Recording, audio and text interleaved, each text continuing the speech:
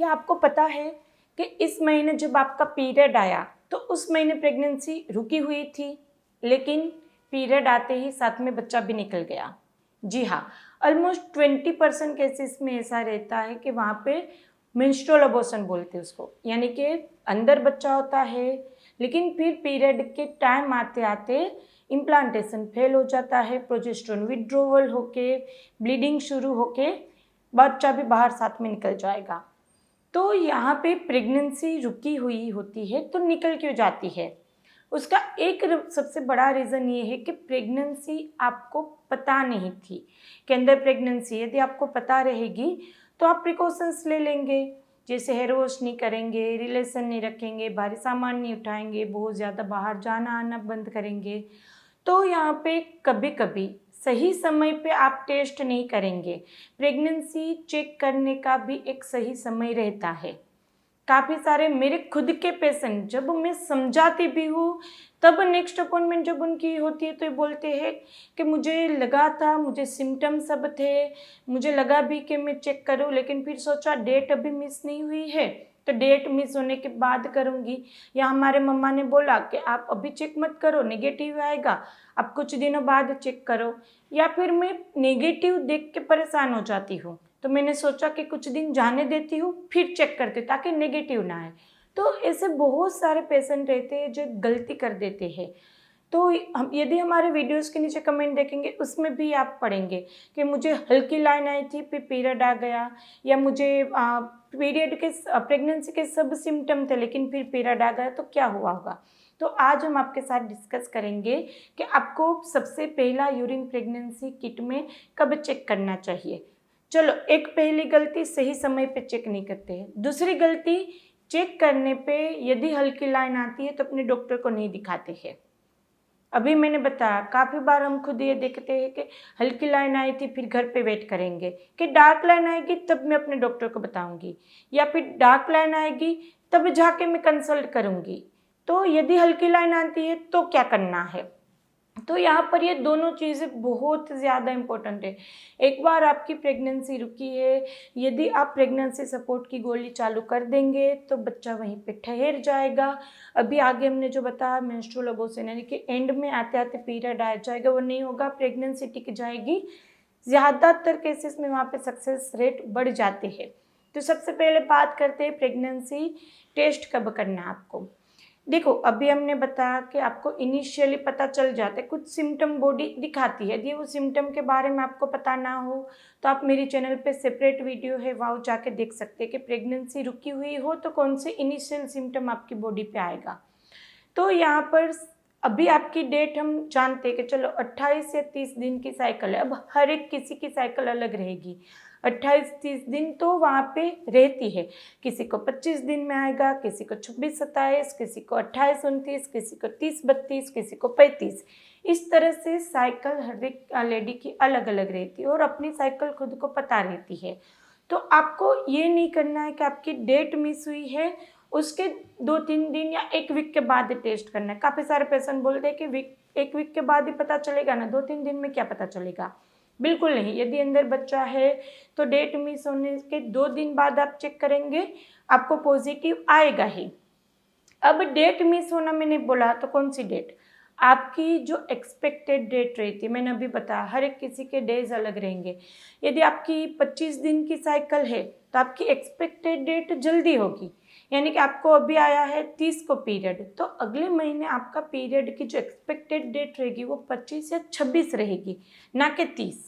तो आपके days count करने हैं, यानी कि 25 दिन की साइकिल है, 27 तक पीरियड ना आए तो 28 की सुबह में आपको टेस्ट करना है। 27 दिन की साइकिल है, 29 तक पीरियड ना आए, 30 को सुबह में टेस्ट करना है। 28 की साइकिल है, 30 तक अभी पीरियड ना आए तो 31 को। इस तरह से जो भी आपकी एक्सपेक्टेड डेज रहेंगे कि या फिर डेट रहेगी कि मुझे इस टाइम पे पीरियड आ जाना चाहिए, वो नहीं आया, ऊपर 2 दिन गए, तीसरे दिन की सुबह में आपको टेस्ट करना है। दूसरी गलती, कभी दोपहर में टेस्ट करते, कभी इवनिंग में टेस्ट करते हैं, नेगेटिव ही आएगा, अंदर बच्चा होगा लेकिन टेस्ट नेगेटिव आएगा। टेस्ट सुबह के पहले यूरिन से करना है। सुबह के पहले यूरिन से 2 या 3 बूंद ही डालनी है, ज़्यादा यूरिन डालने से भी वो इनवैलिड हो जाती है किट।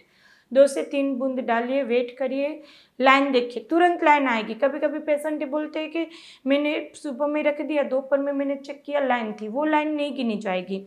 यूरिन डालती साथ में जब वो पूरा यूरिन का स्ट्रिप खत्म हो जाए, यूरिन यानी कि स्ट्रिप तक जाते जाके यूरिन खत्म हो जाएगा, उसके बाद विदिन 1 to 2 मिनट तक आपकी लाइन आ जानी चाहिए। तो जैसे ही वहाँ पे लाइन आती है, आप वहाँ पे फ़ोटो खींचकर अपने डॉक्टर को पूछ सकते हैं कि आगे क्या करना है। यदि बहुत अच्छी डार्क लाइन है तो पॉजिटिव ही है, यदि एक लाइन अच्छी आती है, दूसरी लाइन आपको कम आ रही है, तो क्या करना है, तो आप दूसरे दिन चेक कीजिए। जैसे आज आपने चेक किया, दूसरे दिन सुबह में फिर से चेक कीजिए, वो थोड़ी डार्क होनी चाहिए। और यदि आपका AMH कम है, जैसे AMH आपका 1 के अंदर है या AMH हाई है, 9, 10, 8 इस तरह से AMH है, तो ऐसे में आप हल्की लाइन आएगी तो दूसरे दिन तक का वेट ना करें। हल्की लाइन आई, तुरंत बीटा एसजीजी से चेक कीजिए। बीटा एसजीजी तभी करना है आपको जब हल्की लाइन है, यूपीटी में कन्फ्यूज़न है, नेगेटिव आ तो बीटा एसजीजी करने से कोई मतलब नहीं, पैसों की बर्बादी। बीटा एसजीजी से कंफर्म तभी करना है जब यूपीटी में आपको कन्फ्यूज़न हो। हल्की लाइन आए, बीटा एसजीजी से कंफर्म कीजिए। यदि पॉजिटिव है तो तुरंत ही प्रेगनेंसी सपोर्ट की गोली चालू करनी है आपको। अब वहाँ पे डार्क लाइन आए तो तुरंत ही प्रेगनेंसी सपोर्ट की गोली चालू करनी है। फिर ये नहीं कि मैं 8 दिन बाद बताऊंगी। कभी पेशेंट ऐसा करते, ट्यूसडे को आया उसका पॉजिटिव, मैं सैटरडे संडे को जाऊंगी, तब तक मेरी छुट्टी नहीं है, तब तक तो पीरियड आ जाएगा।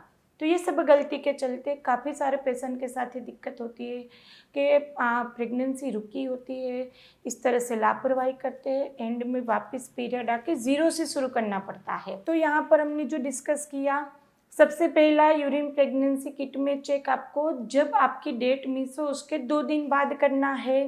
यदि उसमें हल्की लाइन आती है तो आप दूसरे दिन चेक कीजिए। यदि इनफर्टिलिटी ट्रीटमेंट के बाद या AMH हाई और लो के बाद आपकी प्रेगनेंसी रुकी है, हल्की लाइन आई है, तो बीटा एसजीजी टेस्ट से कंफर्म कीजिए। यदि उसमें पॉजिटिव आए तुरंत ही आपको प्रेगनेंसी सपोर्ट की गोली चालू करनी है। यदि प्रेगनेंसी सपोर्ट की गोली चालू नहीं करेंगे तो वहाँ पे रुकी हुई प्रेगनेंसी निकल जाने के चांसेस भी बढ़ जाएंगे। तो यदि आप वहाँ पे ना ही 8-10 दिन का वेट करेंगे, ना ही वहाँ पे संडे तक का वेट करेंगे, जैसे ही दिन मिस होता है 2 दिन में आप वहाँ पे चेक करेंगे, तुरंत ही प्रेगनेंसी सपोर्ट की गोली चालू करेंगे, तो आपकी प्रेगनेंसी इसी महीने रुकने के और उसको निकलने के चांसेस कम हो जाएंगे। यदि इसमें से भी कुछ कन्फ्यूज़न है, कुछ क्वेरी है, तो आप हमें कमेंट बॉक्स में पूछ सकते हैं। यदि आपकी प्रेगनेंसी किसी कारण से नहीं रुक रही है, AMH कम है या फिर हाई है या फिर आपको ट्यूब बंद है, सिस्ट है, हस्बैंड की रिपोर्ट ठीक नहीं है, किसी भी रीज़न से अभी आपको ऐसा बोला गया है कि नेचुरल नहीं हो सकता, होम्योपैथिक मेडिसिन लीजिए। आप हमारे फीडबैक्स देख सकते हैं कितनी इजीली, कितनी जल्दी से कंसीव हो जाते हैं। हमारे पास ऐसे भी पेशेंट है जिसको IVF तक फेल हो गया, 1 महीने में भी कंसीव कर लिया हो। तो नेचुरल प्रेगनेंसी हर एक केस में पॉसिबल है।